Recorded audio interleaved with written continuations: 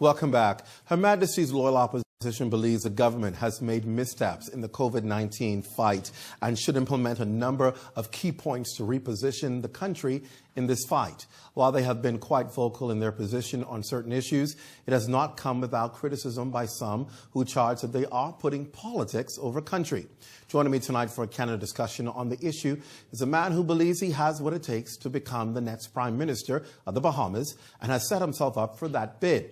Will the Bahamian people give him that opportunity? Remains to be seen, but will be based heavily on his plans and vision to build a government that can provide greater opportunities for the Bahamian people and, of course, address major issues like ones we're facing now. Please welcome my guest, the leader of the Progressive Liberal Party, Philip Brave Davis. Sir, thank you and welcome to Beyond the Headlines. Well, it's great to be here with you, Clint.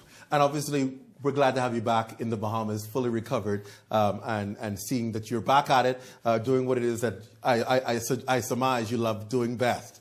Well, I am healthy, well, blessed, and I thank the Bahamian people for their prayers through the length and breadth of the archipelago. I felt it, I appreciate it, and I am now free of COVID, ready to go and to take up the mantle for which I am now ordained to do, and that is to fight for the Bahamians. Let's talk about that before we move on to the heavy lifting, and that is, what was that experience like for you? We know you had COVID-19, but we haven't been able to talk about what the experience was. Talk about the worst of it for you. What was that like? What did that feel like? How was handling that? Well, first of all, I think I was in denial myself. Mm-hmm. It took my wife's insistence and friends and my daughters in the United States to bring home to me the fact that I may have had the virus. And when I went into doctor's hospital, discovered that I did, I think that's when I felt worse. I wasn't feeling bad at all. And then when the diagnostic came with x-rays, then I realized that, well, yes, I do have it. And I put myself in the hands of the frontline workers who were there at doctor's hospital. They were professional. I was very happy with the service I had there, and I continue to thank them for what they would have done for me, because they were the first responders for me, and they acted properly, efficiently, professionally, and I think it was that first care that I had that brought me and saw me through. The impacts of this virus have been very different, vastly different for many people. Some people experience nothing. Some people experience mild symptoms. Some people talk about experiencing the worst of them. Was it a cross-section for you, or was it just one or the other?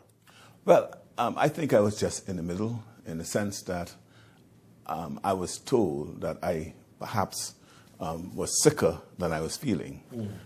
I did have low oxygen in my blood, and I think that was the worst of it all for me. I did have the virus in my lungs that was attacking the lungs, but fortunately, the treatment that I received staved that off, stalled it until I was able to get further treatment, and here I am. Physically, you've changed. You're a much smaller version of the Brave Davis we saw before. Is that because this virus does take the appetite away from you? Well, I didn't lose much of my appetite, but I think what it did for me, it sort of streamlined the manner in which I was eating, and I was, as it were, dictated to eat the manner in which I was, and it did me well. It did. You look completely different. And though I'm half the weight, I'm more the man. I like hearing that saying. Instead of half the weight, more the man. I could use that too when it works for me. Let's get into talking about some serious issues now. Obviously, we've been in the midst of this pandemic for some time now. The PLP has disagreed with the government on a number of issues, particularly in handling this pandemic. And I think for the past few weeks, we've heard the constant reminder of the reopening being a misstep of the government. And I think for so many people, the question is, when does it end from blaming them for that one issue? Is it now becoming more political than it is a real issue? What do you fault the government on as your main issue for why we constantly see ourselves where we are with these increasing numbers? Well, I think it starts from the very beginning. I don't say that we disagreed with the government. What we did in our role as the opposition was to point out to the government things that we thought they ought to be doing. And they were slow in doing a lot of things. We recognize, because of their responses, if you follow what we had to say at all times, it was questioning the government and asking them and pointing to what we understood to be the science out there. We were following best practices in countries that were succeeding and looking at countries that were failing to determine what missteps they were making to fail. And we were collating that in evidence and putting it in what we call our narrative to the government, hoping that to get their attention to learn from these best practices and worst practices that were being experienced around the world by countries that were failing and by countries that were succeeding. And so that's why we were able to come up with a plan. The plan of the government was to lock down. They do not seem to have had a plan. Locking down is not a plan. Curfews in of itself is not a plan. There are many tools that are in what I call the toolbox for the purposes of attacking this virus. Tools, weapons for fighting and defeating this virus. Let's talk about it, because a lot of times people say oppositions disagree without making suggestions. Let's talk about that today and get into some substance. What are you suggesting the country does in order to be able to position itself to be in a better place? What is in this toolbox that you keep referring to? Well, first of all, let me just say that we ourselves appointed a COVID task force. And their job was, as I said, to scour the world, to see countries and what they were doing, try to find out what were best practices, find out what the science was saying, find out countries that were failing, what were they doing and not doing right. And from that we have, and contrary to popular belief and contrary to the political pundits, we came up with plans that we submitted to the government's task force as early as March. You gave the government these plans? We gave them what we thought our plans, right? Of course, some of my remarks were met with the rebuke of, I don't listen to Brave Davis. But we sold it on, because we do have the Bahamian people's interests at heart, right? And so everything that you see now that we have posted and put on our website, covidplan.org, is a culmination and accumulation of all the things that we've been saying all along. What stands out to you most about those plans that you think should be implemented? Well, first of all, it's a 10-point plan. The key to it is testing, tracing, isolation, and treatment. I call it the first overarching tool that ought to be taken out of the box. You cannot, the virus, has been said, is an invisible enemy.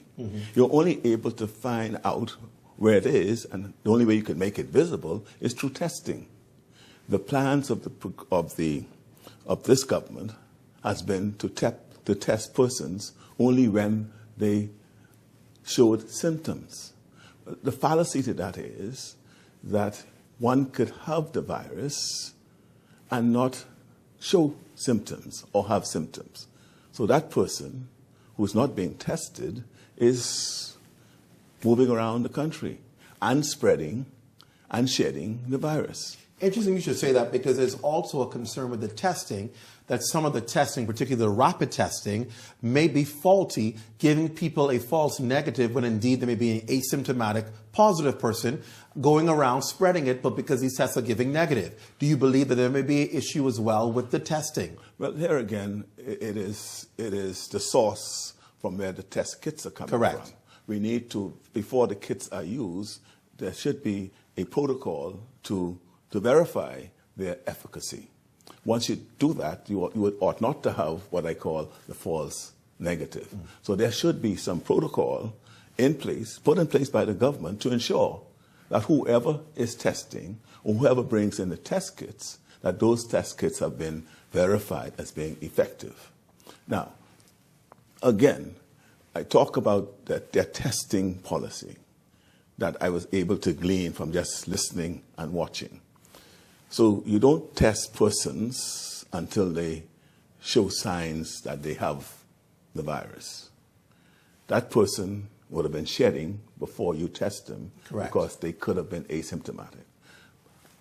3 of my aides, one of my best friends, they all tested positive, but none of them had any symptoms.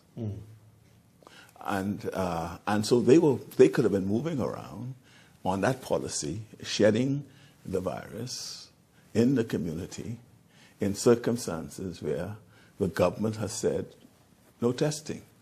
I've had a friend of mine who only discovered that he had the virus when he attempted to travel. So he would have been sitting at home, moving amongst the community, going to work, shedding, because he had no symptoms, shedding the virus for others to catch. And so therein lies, again, the fallacy of the policy. So we have to test. If we do that, should we then make testing free in order for more people to test? And we have indicated that in that program of testing, it ought to be free. Because when we look at particularly how the economic crisis is now afflicting our people, so hotels might be opening. I would have thought that before they open, they would require their employees to take a test. Who's going to take up that cost? Why shouldn't the government underwrite that cost for our people? They have not been working. Things were difficult for them even before the pandemic. It's worse now. So we need to be able to reach out to our people and help them. They need to be helped. They need to know whether or not they are carrying the virus, whether they be symptomatic, asymptomatic, and or just free of the virus. You talked about, Following testing, we go just to what I call the four bookends of the toolbox. You test, you trace, and then you trace, because you trace, and then you isolate, and then you treat. So because once I found that you have the virus, I isolate you. I then find out who you were in contact with. We test them, and because they were exposed to you, we isolate them as well. So if you who were determined to be positive, those who you had contact with proved identified, and then you isolate them, the chances of you or those who you had contact with spreading it again is eliminated because you've been isolated. Obviously, they're following on the job with tracing, because we recognize that people are telling us that they've been exposed, no one ever called them, or they've put themselves in isolation, no one called them and check up on them.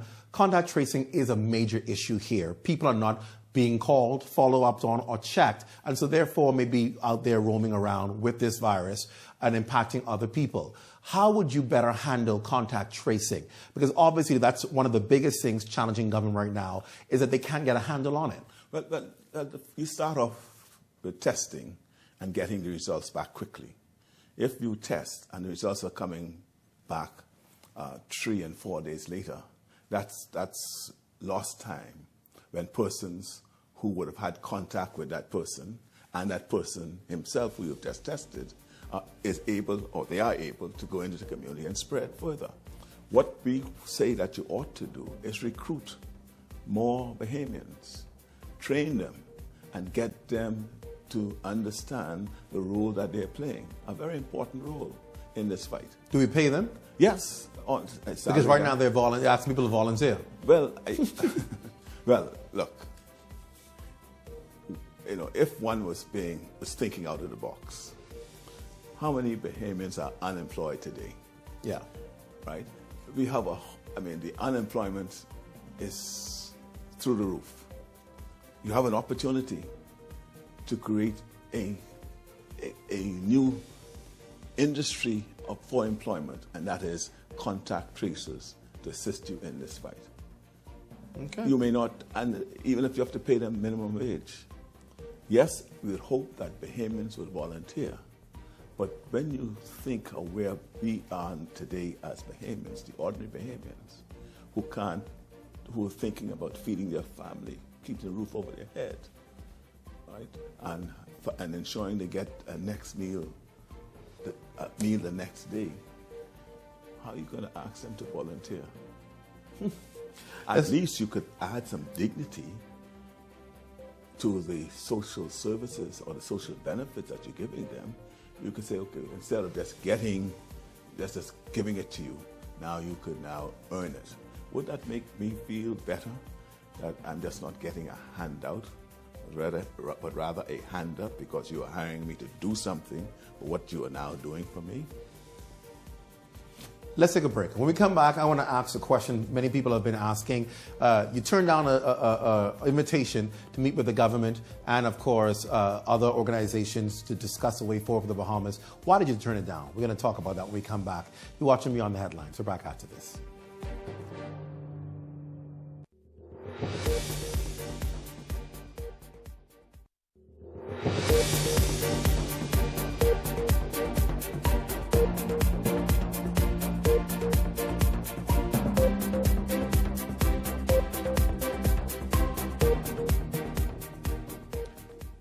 Welcome back. We are talking one-on-one with the leader of the opposition, the leader of the Progressive Liberal Party, Philip Brave Davis, about the coronavirus response and other issues that we're going to move into in a second. But obviously, sir, the question many people are asking is, you were extended an invitation by the Prime Minister to meet with the Cabinet and other health officials locally and internationally to discuss what we should have done with this country going forward, whether it's a lockdown, what kind of measures are put in place. You decided not to go to that meeting. Why? Many people thought it was a missed opportunity and it was more political to not go than to go. The reason why, well, first of all, the invitation was extended to me and two of my members. Secondly, I later found out that he said he invited me and my team. Thirdly, the presentation, I was invited for a presentation. Nothing more about planning and or the way forward. He indicated to me that we were going to have a presentation by PAHO and the World Health Organization. PAHO and the World Health Organization agreed to meet with my team, my full team. And so I didn't see the need to go be repetitive and go there and be with my team. So I decided to stay with my team and get the presentation when that happened. Did you not see there was an opportunity that perhaps could unite the country, bringing together persons from different political persuasions together, even if it wasn't going to allow perhaps for what you wanted to see? Did you not see it as an opportunity to show unity as a nation in dealing with this pandemic? Well, if it was put to me in that fashion, but it was never put to me in that fashion. It was an invitation for a presentation that had nothing to do with what I call a unity. In fact, by this time, I had already been shunted. So at this late stage, to speak about unity, when I had been offering, making suggestions, it was rather late. Right? And on the heel of the fact that this is a man who has said, he don't listen to Brave Davis. Is it based on that comment that you believe it has made your relationship with the Prime Minister strenuous as far as taking him serious on invitations? That is so. I mean, the fact of the matter, if he's going to take me serious, then I will seriously take him on the invitations. When we look at what is happening with the country, obviously, and seeing the economics of it, there's obviously this question that's faced every day. How do we balance the protocols and doing what is right to bring these numbers down with obviously keeping our economy afloat and keeping businesses afloat? It is a very difficult balancing act. Let's just admit that. To any leader of any country, that is a difficult balancing act. How would Philip Brave Davis balance that act had you been Prime Minister under this pandemic?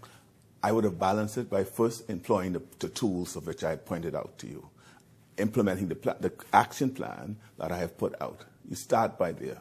First of all, we have a health crisis and an economic crisis. They are not competing with each other.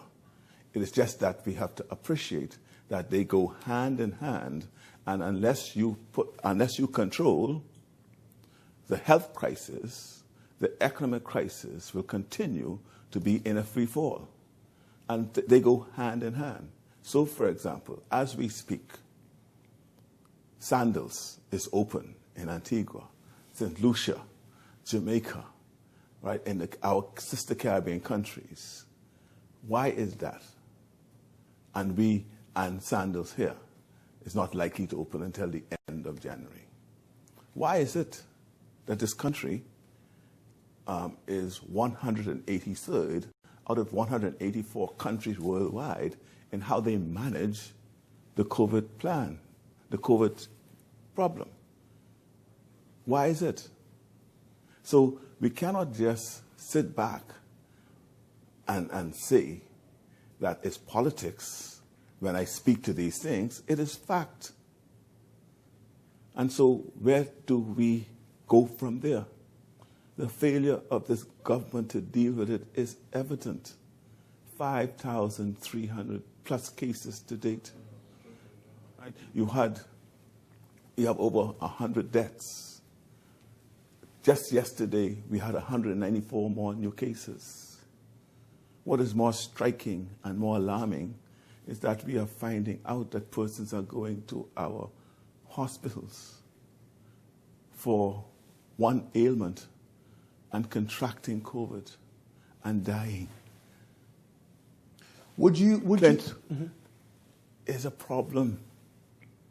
And as I said, if they follow the plans I've had, if you test, if you isolate, if you trace, we could contain, as they call it, we could bubble.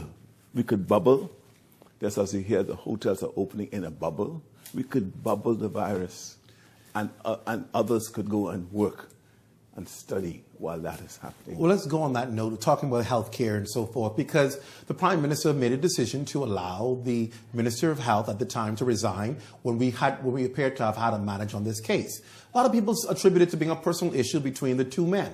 Would you, if you were Prime Minister, have allowed your Minister of Health to be removed for the reason why he was removed in the midst of a pandemic? Would you have done the same thing? Well, first of all, I don't know the reasons why he was asked by the Prime Minister. According to what they've said, it's because of going against the protocols of the competent authority and allowing a plane to come in without getting proper authorization and so forth of these test kits. Well, let me just say this. If my Minister of Health does not accord himself in a manner which he does not send a message that he is different from the people that we serve, then he would not be in my ministry, in my cabinet any longer, because we are there to serve our people. And one of the mantra of serving is to ensure that we don't put ourselves in any different position that we would put our people. If our people could endure the measures that we put in place, then we, who are their servants, ought to be adhering to those same measures. Since we're on that, let's move on onto that area. Under Brave Davis administration, what plans would you put in place to keep your ministerial cabinet accountable from obviously committing issues like this or where we've seen in past administrations, one of which you were part of, that was labeled as being corrupt? What do you hope to do differently if you're given the opportunity? Well, first of all, in my administration, I will assure and ensure that none of my, not only members of cabinet, but no one who is elected in my team will have any dealings and or contract or relationship with a government entity that could produce controversy. Do you believe that's easier said than done? Well, let me put it this way. It may be easier said than done, but if it is done, the person who does it knows what will happen and will happen immediately. We talk often about in governance people being held accountable and so forth. Reality is many people believe you still have a stain from being a part of that cabinet. Do you believe that impacts your ability to be elected as prime minister with your team based on the fact that you've come out of a cabinet that was labeled that? How do you separate the two? I'll let you answer that after the break. All right, we're back after this. Stay close.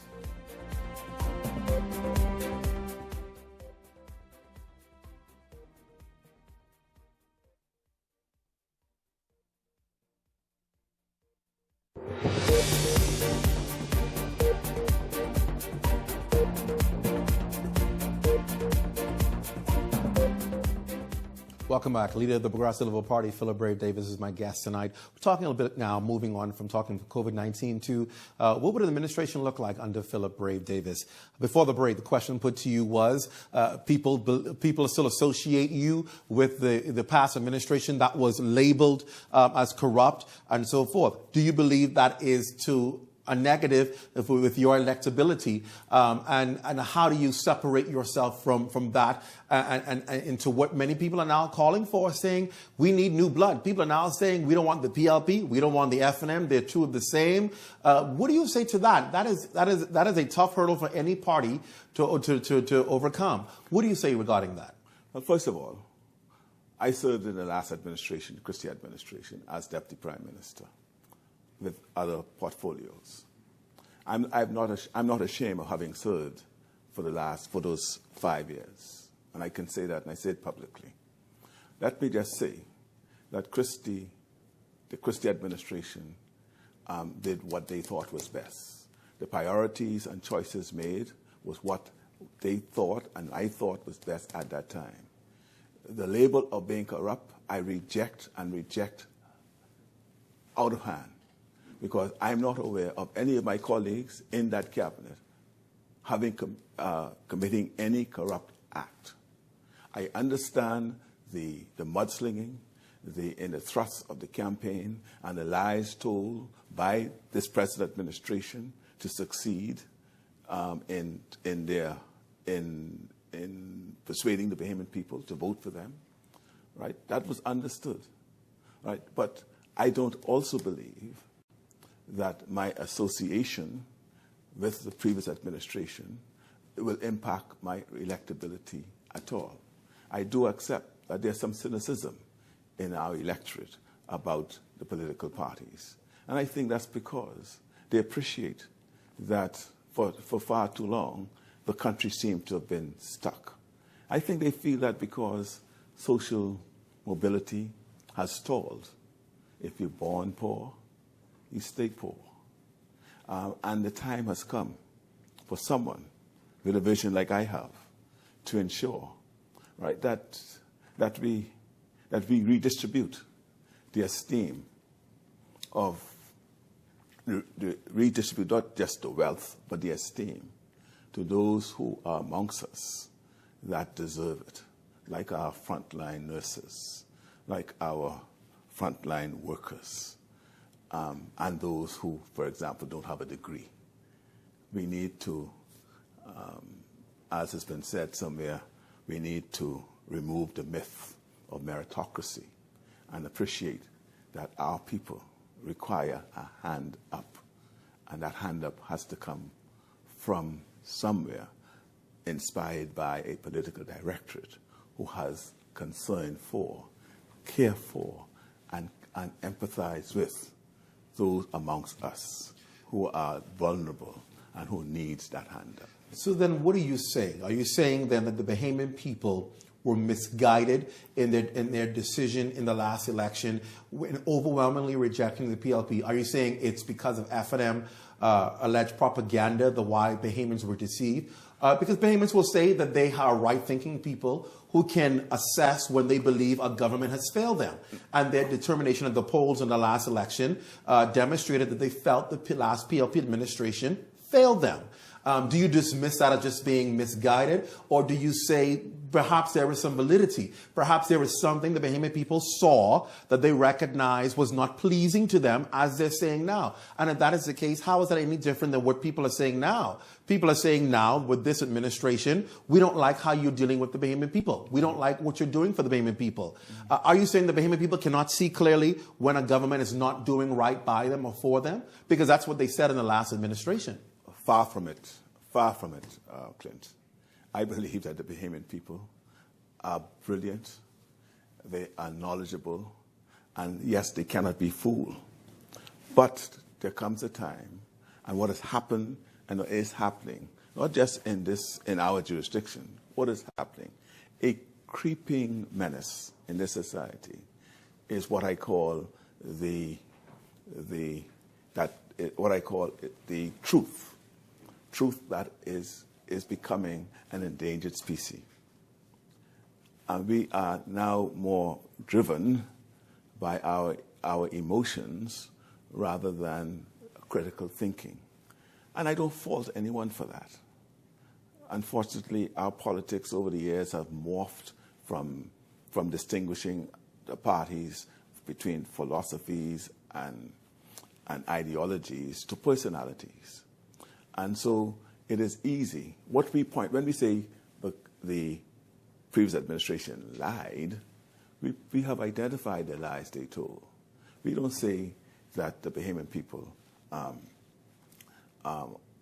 dumb because they may have swallowed the lies. I don't know whether they swallowed the lies. Since we lost, I've been talking to Bahamians around the country, the length and breadth of this country. And I think the single factor that contributed most to our loss is that the PLP lost the trust of the Bahamian people. We lost that trust. Isn't that a serious thing when you lose the trust? Yes, which we have restored, I think, and we've been working on restoring it. And it is a serious thing, but we lost it for any number of reasons. I say today, and even in talking to them about that trust, they still recognize and they still appreciate that was the Progressive Liberal Party that has the vehicle to bring the masses of the Bahamian people to where they want to be. It is true the Progressive Liberal Party, they believe that their aspirations and expectations could be fulfilled. They still believe and they know that the foundations of this modern Bahamas were laid by the hands of the Progressive Liberal Party. And they still know that it's the Progressive Liberal Party who has the voice for the oppressed. They still know that overwhelmingly. And so it is not difficult and has not been difficult for us to get that trust back. Can you regain trust of the people in opposition, though? Because people believe the true merit of a party is when they have power. And to be able to demonstrate trust. Do you believe you can regain trust while in opposition? Yeah, certainly, and we are doing so. It's being demonstrated day in and day out with me. And whether you're in opposition or in government, I think what happens when in government, sometimes more attention is paid to the big stuff. And we forget that we have to continually bring our people along to appreciate what you're doing. And that might have been one of our failings. Another aspect to the failure of our winning is probably rested in the fact that we did not do enough, quick enough. We did a lot, but we did not fulfill all of the aspirations and expectations of our people. Therein, again, lies an issue, because all of us, all of our people, they have expectations. They have their aspirations. They have their dreams. But not all could be fulfilled. And sometimes that which is not fulfilled becomes the straw that breaks the camel's back. Whoever becomes prime minister after the next elections will inherit a severely bleeding country, a country that's perhaps been at the lowest it's ever been before. It's no picnic for anybody, whatever prime minister, to say this was the best time to inherit a country like the Bahamas. Do you have a plan to get the Bahamas back to its glory days? And will you share that plan with the Bahamian people before elections so that they can determine whether or not that is a plan for them? Well, we will have a plan. We are working on that plan now. And there are some what I call broad principles that will be fleshed out in that plan. For example, the first order of business would be to determine how we address the poverty, the hurt, and the pain that our people are now suffering. That is going to be our first mantra. We appreciate, to be able to address that we'll have to get our debt management under control. And so as I speak, I have an economic council of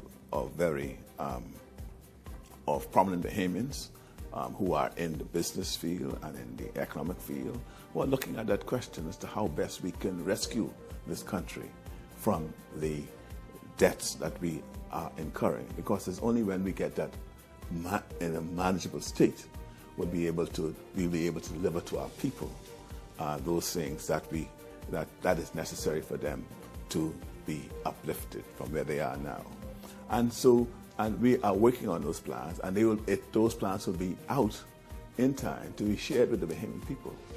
All right. For example, we have set out our plans yesterday, on how we will deal with this virus. Because the virus is likely to be around for quite a while. And even with a vaccine, and as has been said, the vaccine is not a panacea. So we have to be able to live with it. So we have to be able to understand what we'll do in those circumstances.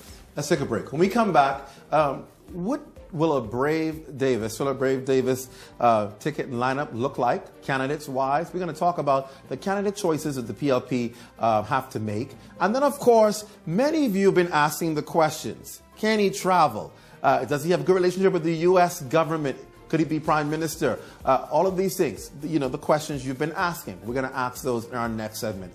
We've given him an extra 10 minutes tonight to get those questions in for you. We're back after this.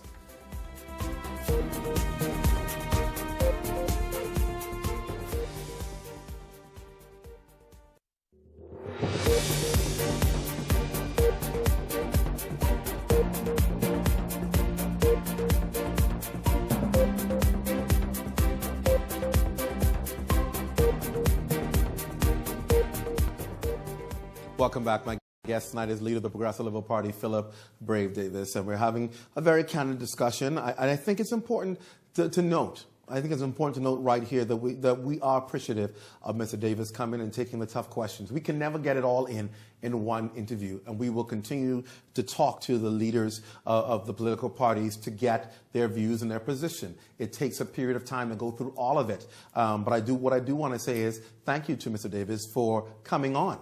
There are some leaders who won't come on and talk to the media. Let's continue with our discussion. So, Mr. Davis, obviously, the question I just put before the break is simply candidates and, of course, presenting the Progressive Liberal Party's team going into the next general election. What for you, what are you looking in selecting your team? What are you trying to assemble? Who are you trying to assemble? What kind of people, and why is that important to where you hope to take the nation if you're elected? First of all, I'm looking for, and we have a huge number of persons who have applied to run in the next general election on the PLP ticket. And I'm so proud of the numbers that have shown interest in this regard.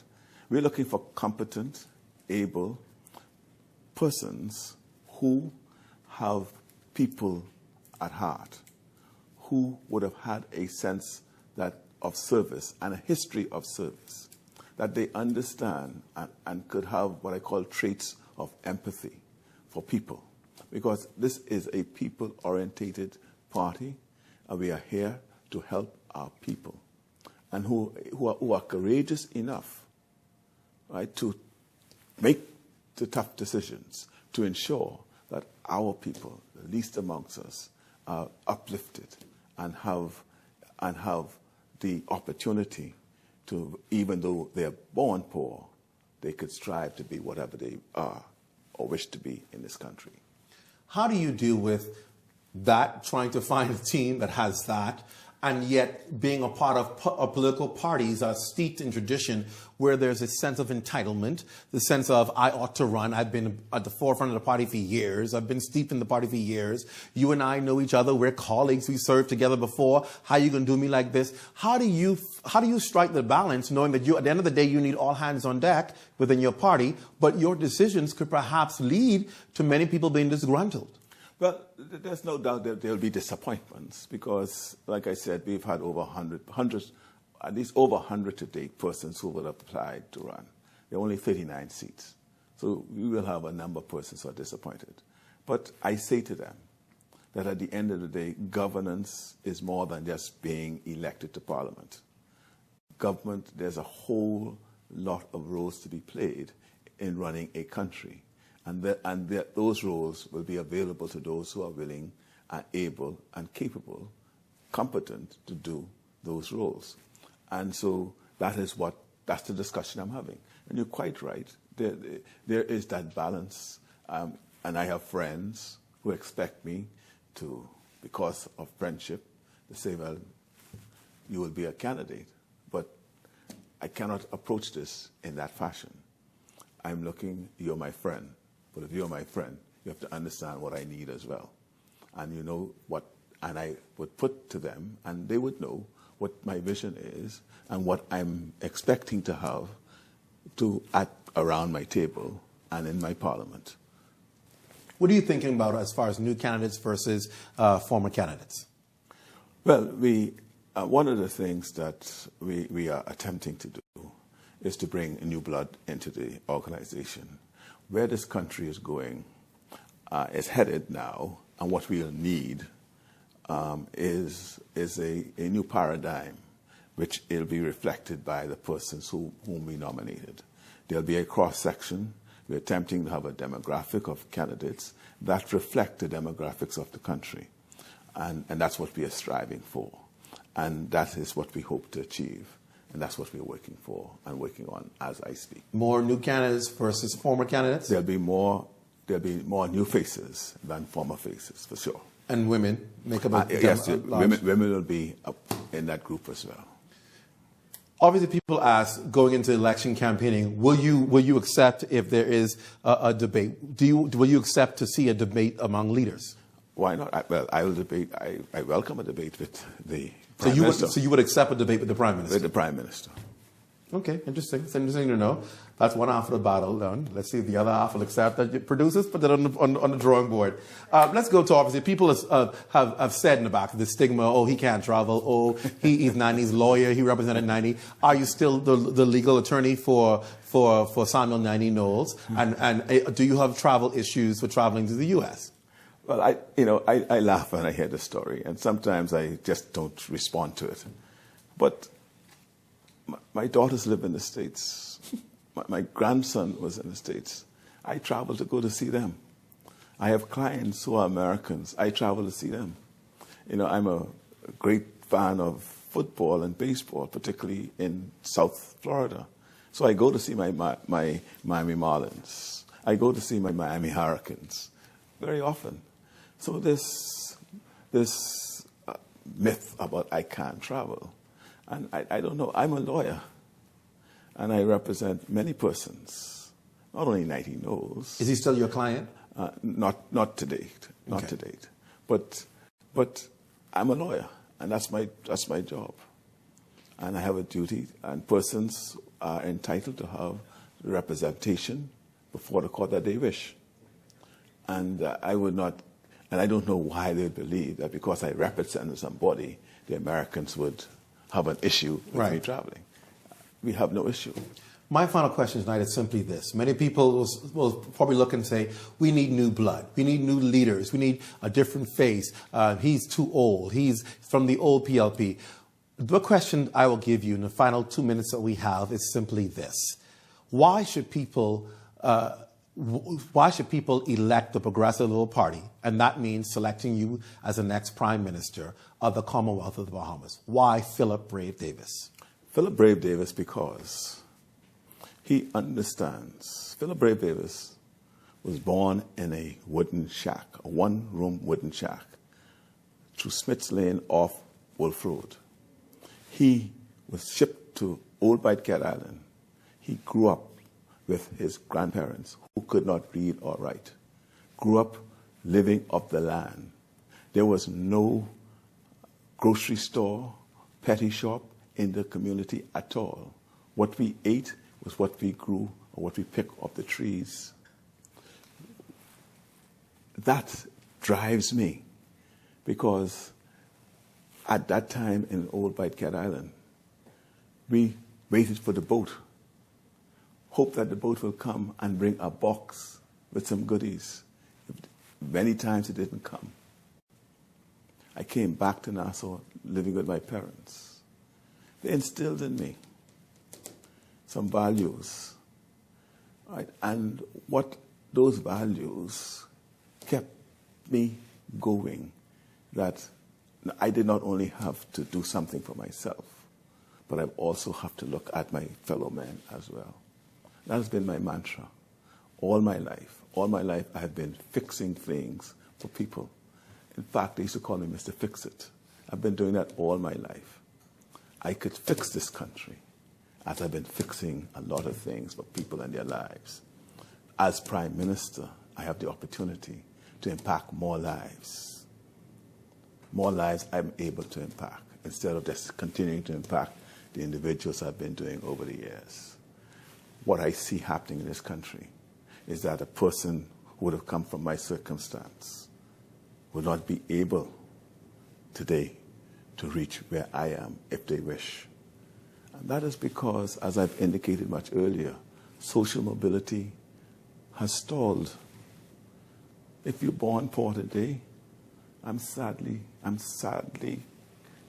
concerned that you could remain poor. I want to be there to be able to move any obstacles that will stand in the way of someone, any obstacle, any tribulations that will stand in the way of the ordinary Bahamian who could go somewhere, but there is an obstacle in the way. You know, and part of the obstacle too, Clint, is our own attitude towards one another. Part of my story is that someone was there to tell me, Brave Davis, you know something? You could be more than just a bank clerk.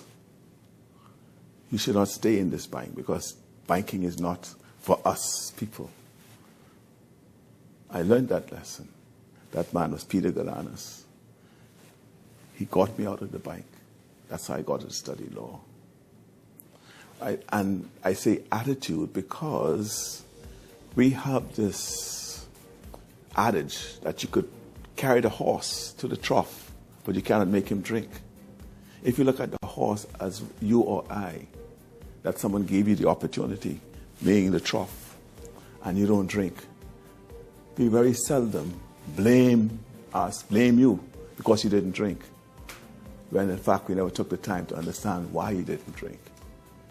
That's the kind of government I want. I don't want to be blaming you for not achieving anything. I don't want to be able to say that you reached the peak because you deserve to be there. Because likewise, if you remain poor or you remain down below, they're going to say, well, you deserve to be there because you probably didn't try too hard, or maybe because you didn't get a degree. We need to lift our people. I think that's a good note to end on, lifting people. Mr. Philip Brave Davis, thank you for joining us. It's been my pleasure. We look forward to having you back again. Well, we'll see how that goes. Thank you so much. Thank and you. of course, we leave you tonight. Tomorrow night, the second part of our investigation on natural resources, the documentary will be aired, premiering here. The second part, and listen, y'all don't want to miss it, the second part tomorrow night, we're going to be showing that. And we end with the trailer of what you can expect come tomorrow night. I'll see you right back here on behalf of all of us. I'm Clint Watson. Good night.